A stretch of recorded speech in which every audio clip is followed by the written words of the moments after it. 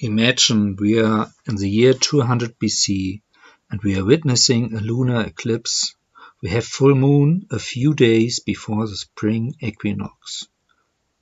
We know that there's a cycle of 223 months after which eclipses occur again.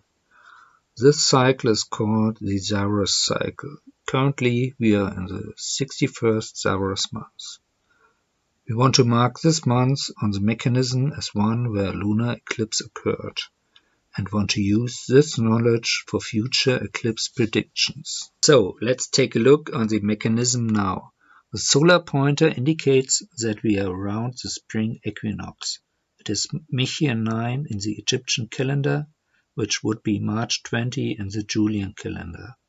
The lunar pointer indicates that we have full moon. On the back plate we have a scale with the 223 months of the Saros cycle. It is important that we are in Saros month 61 at the moment. We just had a lunar eclipse and the moon goddess Selene was obscured. The name of the moon goddess Selene starts with a sigma. To indicate that a lunar eclipse occurred, we therefore mark the field of Saros month 61 with a sigma. We now can predict that after each full turn of the Saros cycle, a lunar eclipse will occur in the same Saros month. The next one will be after 223 months, or a little bit more than 18 years. So let's see how that works and which date most likely it will be.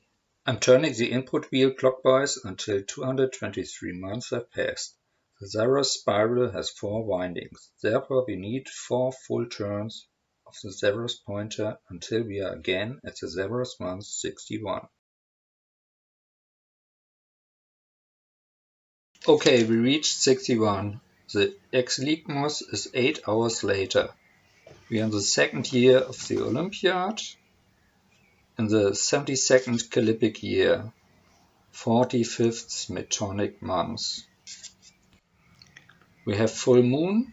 It is Mechir 25, which would be March 31 in the Julian calendar. So the prediction is that there will be a lunar eclipse in the 72nd year of the 2nd Calippic cycle, in the 2nd year of the Olympiad in Meton month 45, at full moon around Mechir 25 in the Egyptian calendar, which would be March 31 in 182 BC in the Julian calendar. The lunar eclipse we witnessed in 200 BC was shortly after midnight. The next one will be 8 hours later, therefore in the morning. And in fact, that lunar eclipse really occurred. So what about solar eclipses? They occur as often as lunar eclipses, but are far more difficult to observe. The delay of 8 hours after each full turn of the Saros cycle makes it impossible for us to watch the 2nd eclipse after 18 years. And the 3rd eclipse after 36 years respectively.